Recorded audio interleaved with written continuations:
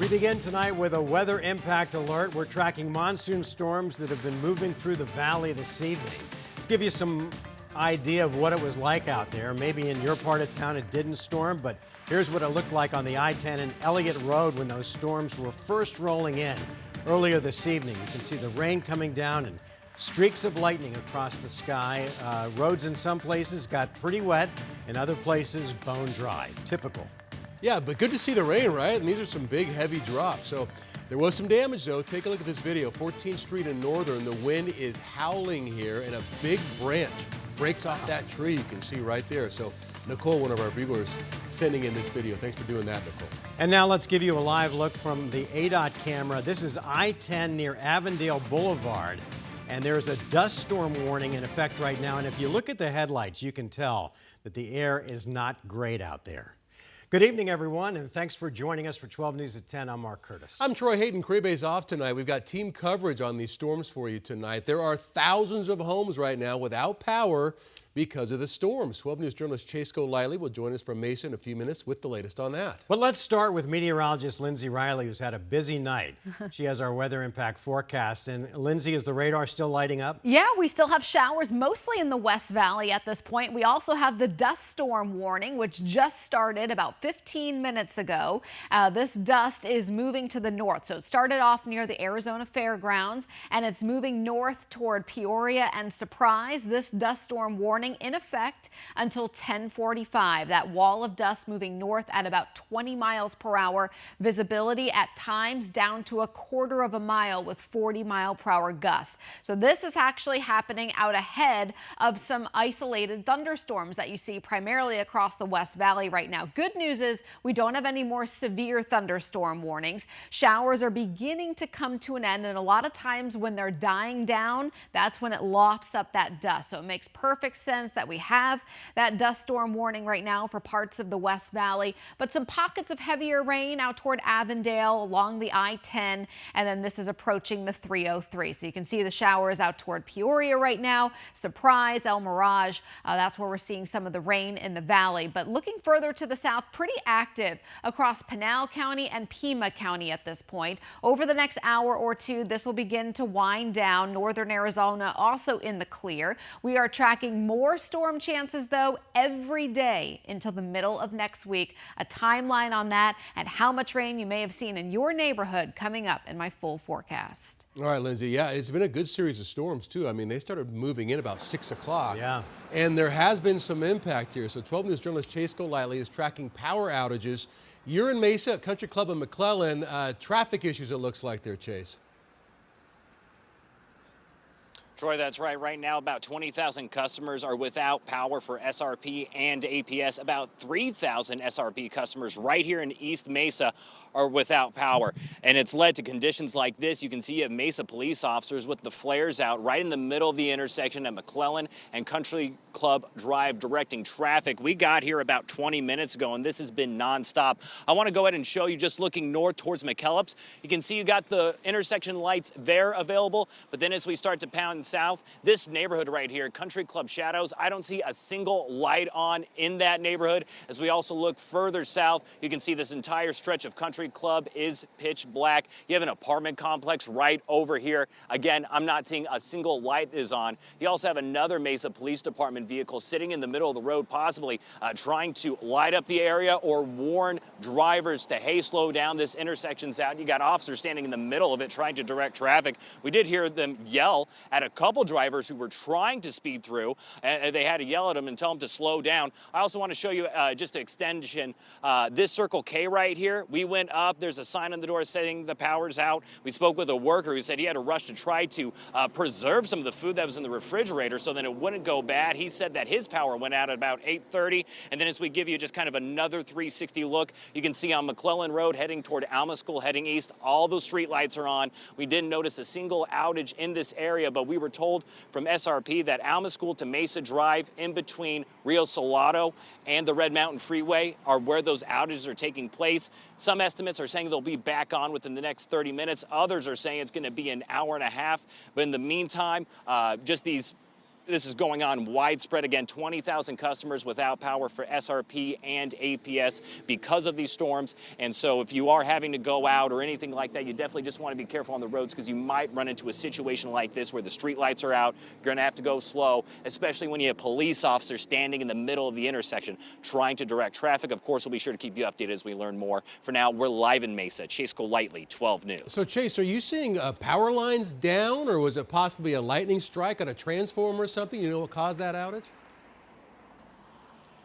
Not seeing anything like that. I did see what appeared to maybe be an SRP or APS vehicle going into this neighborhood here. Maybe they are going to one of those transformers or anything, but if you can kind of see, there's debris on the ground right here, probably from brush. We weren't in this area when that storm was really hitting, but I mean, this could be from trees. You could have had strong wind gusts, possibly knocking over power lines or anything. Now, we haven't gotten any reports of that, but we just know that there was very strong wind gusts here, and then, of course, leading to situations like this all across the valley with the power being out. All right, Chase, nice work out there. Thank you. And, of course, we'll stay on top of the storm coverage for you throughout this newscast. Let's move on, though. Today is National Fentanyl Prevention and Awareness Day. So fentanyl continuing to be the deadliest drug here in Arizona. Over the past year, the U.S. Drug Enforcement Administration has discovered it's being distributed in brand new ways. 12 News journalist Gabriela Becerra live in studio. All right, what's going on here, Gabby? Well, Troy, the latest statistics from the CDC show overdose deaths in the United States decreased by almost 27% in 2024, from roughly 110,000 to more than 80,000. Fentanyl makes up more than half of those deaths, a number advocates tell me is far too high. I've probably said I'm so very sorry for your loss maybe about 5,000 times in the last year. A loss that Beth Jolie knows all too well. I'll never forget the scream that I needed to get to Tucson now because my sister was dying. Jolie's sister, Lindsay Atkins, died at 33 years old from a fentanyl overdose. I didn't know she was doing fentanyl. I don't even know if she knew that she was doing fentanyl. Now Jolie works as an addiction counselor and runs a nonprofit that promotes harm reduction in hopes of saving others from the deadliest drug in the United States. Have we seen the fentanyl crisis, particularly in Arizona, the Phoenix area, change over the last year at all? Instead of seeing as many pills as we're used to seeing, we're seeing kind of the pills a little bit plateau and even decline slightly.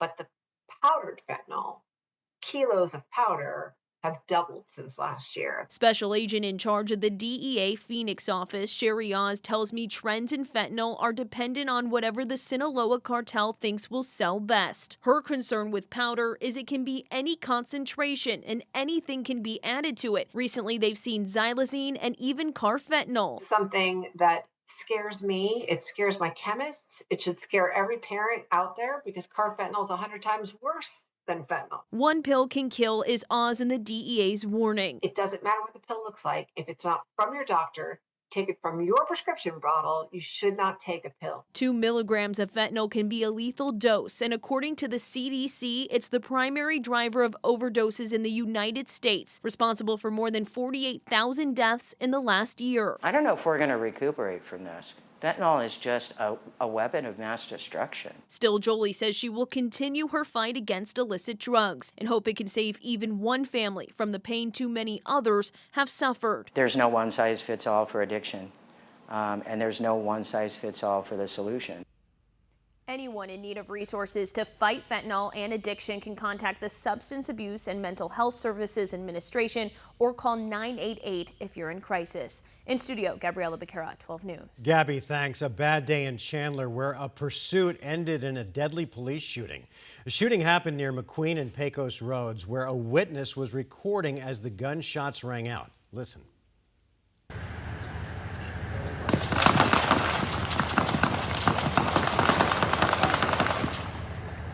Oh my God. So here's what we know. Chandler police say just before 7 o'clock this morning, officers got a 911 call reporting that someone was trying to break into their home. When police arrived, the suspect got into a car and took off, hitting several patrol cars along the way. There was a brief pursuit where the suspect then crashed into a car at McQueen and Pecos. Officers say when the suspect got out of the car, he was armed with a rifle, which is when the shooting occurred. No other injuries were reported, and so far, the suspect has not been identified. Maricopa County Attorney Rachel Mitchell speaking out after yet another high-profile act of teen violence here in the Valley.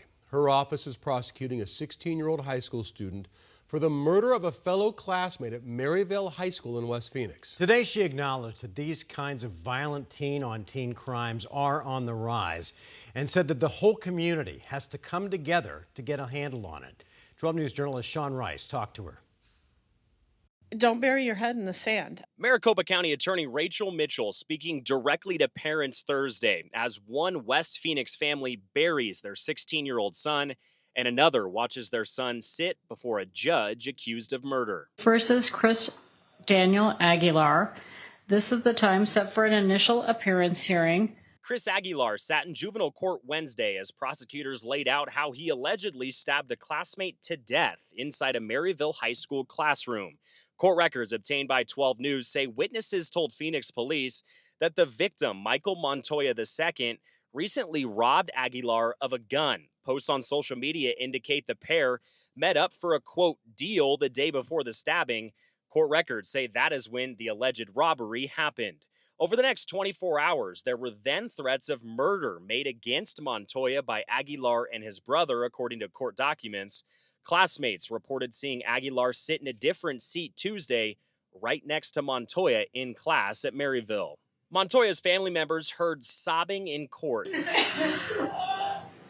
According to the police report, the defendant was the aggressor in the classroom and the victim had no ability to defend himself. The victim subsequently died of his wounds. As these details were read aloud, Aguilar is now charged in adult court with second-degree murder. Some of that is looking at the juvenile justice system. I fully support that being rehabilitative in nature instead of punitive. But then let's rehabilitate. Let's make it work. Mitchell expressed a need to adapt to the modern teen, rehabilitating those with a propensity for violence before they enter the criminal justice system. Is there a message you would give to parents at home who may have teens at home who may see a little bit of signs of this, that there may be acting out and something that lends itself to potential criminal activity? Government is a poor substitute for the family. And the family, when they see those early warning signs, seek help, get resources for your kid, because you're ignoring it doesn't make it go away, and eventually it's going to really be problematic. Sean Rice, 12 News. Sean, thanks. A candlelight vigil for the victim, Michael Montoya, will take place tomorrow night from 6:30 to 8:30 at Maryville. Organizers are asking people to wear yellow and black in his honor. Still to come.